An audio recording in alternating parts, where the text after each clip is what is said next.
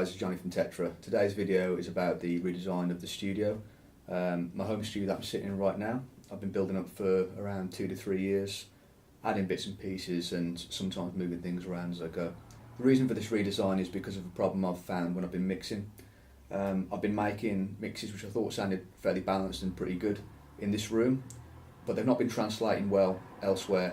For instance, when I've been trying it in the car, or perhaps on Apple earbuds or on headphones, the bass has been completely out of control, which means that I'm not hearing the low end as I should in this room. I'm overcompensating, adding bass when I don't need to, and then when the mix goes elsewhere, it's completely over the top. So, having found that problem, I bought SonarWorks, which is a room measurement tool and also correction software. I'll see if I can screencast what I was seeing. So when I actually measured the room using SonarWorks, I was quite surprised. As you can see, this is the reading I got, and as you can see, the low end below 100 is absolutely terrible, and there's this bump just above 100 here. So when I engage SonarWorks, that's how much work the plugin is having to do to sort out the low end issues in my room. So I did a bit of research online. I found a really helpful website called AcousticSinsider.com, which is run by a guy called Jesco Lohan. I don't know how you pronounce his name, I hope that's right. Who's really helpful and responds to your emails if you're asking questions. And with a bit more research, I was able to find out that the dimensions of this room aren't the best in terms of low ends. So I potentially have a standing wave or a null in this room, which means that in my seating position, the low end around 100 Hz is being cancelled out because of the size and dimensions of the room. Another problem is the acoustic panelling, which I built myself. When I built them, I followed online guides and tutorials, and even though they look quite nice if I do say so myself, they don't stop the reflections from the bass frequencies like they're supposed to. They need to be much deeper to absorb that low end, which is the specific problem in this room. So I built new ones, and I also have a new desk on its way from, I don't know how you say this, Zaua in Romania, who make really nice desks. I'm actually downsizing slightly because as I've got more stuff, it's become a little bit more cramped in here. I do sometimes have bands in to record, and also I record my own stuff, so it's nice to have a bit of space to work in. So what I thought I'd do before the work started is to document what the studio is like currently and how it all works. And then hopefully you can follow how it progresses as I make the changes, and hopefully when I come to make a reading at the end of this process, it won't be anywhere near as drastic as it is now. So let's begin with the most important part. The MacBook Pro is what runs everything. I essentially use that as a processor, and it connects via Thunderbolt to this hub, and then this hub, which is made by OWC. It's a Thunderbolt 2 hub and dock. Basically connects everything else to the MacBook, so I can use an external screen, external keyboard, mouse, etc. I use Softube Console 1, or I've started to use it anyway, to get more natural, intuitive start to my mixes. You can essentially turn the controls off from the screen and just mix by ear, which is really helpful. The audio interface is a Clara 8 Pre by Focusrite. Underneath that I have a Golden Age Pre-73 Mark III preamp, which goes straight into the Claret. A Pod XT Pro, which I generally use for writing because it's more or less hardwired into the system, so I can just plug and play. And it's got some generic tones in there which I quite like, although it just still does sound really great.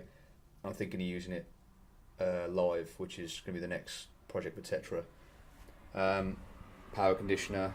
I have a Stam SA4000 compressor, which I usually use as my mix bus compressor, but I have experimented as well of tracking vocals through it as well.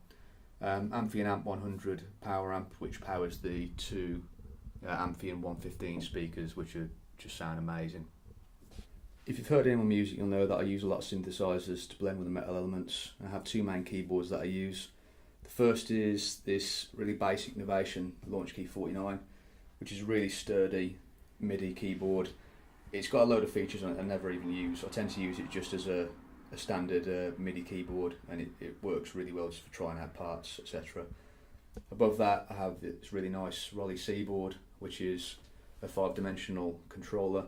If you're not seeing how these work, just go on YouTube and watch it, they'll explain better than I can, but for creative stuff it's absolutely immense. Amp wise I use this Kemper Profiler. I've had it about a year and a half and I'm only just starting to get to grips with all the different options. It's a really versatile piece of kit and I really like the way it sounds. I tend to use it on most recordings. As a sort of compromise, I also have a Zilla 2x12 Super Fat Boy, which has a V30 in one side and a H Creamback in the other, and that's just for when I'm practicing in the room. I just want that sort of real sort of cabinet sound.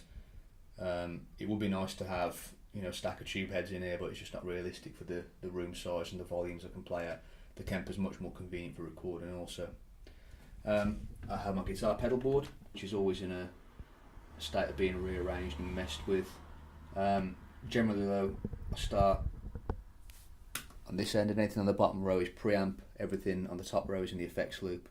So usually I go straight to a noise suppressor, a compressor for cleans, an EQ if I think I need it, precision drive.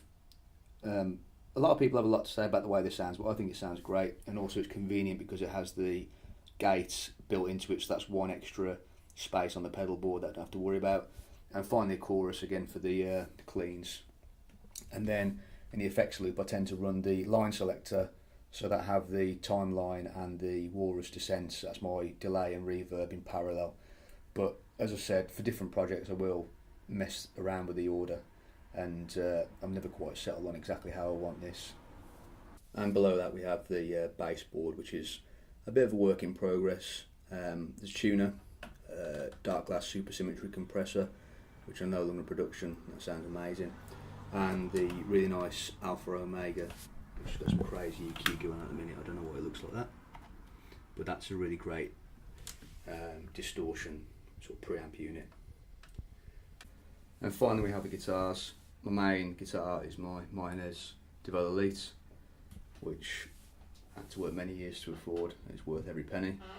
Ibanez RGD IR7M, which is brand new, needs a bit of modding. Behind that the bass, Dingwall NG2, which is just a phenomenal sounding bass, and also the way it feels really made me appreciate bass more as an instrument.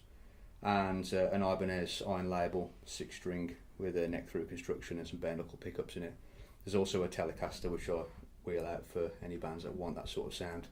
So that's the studio at present. In the next video I'll be showing the deconstruction and also some of the techniques which are shown on Jesco Lohan's website about how to find the right seating position, contrary to some of the hard and fast rules which are set out on certain websites which don't really make sense in smaller rooms, and also the acoustic panelling and hopefully the arrival of the new desk.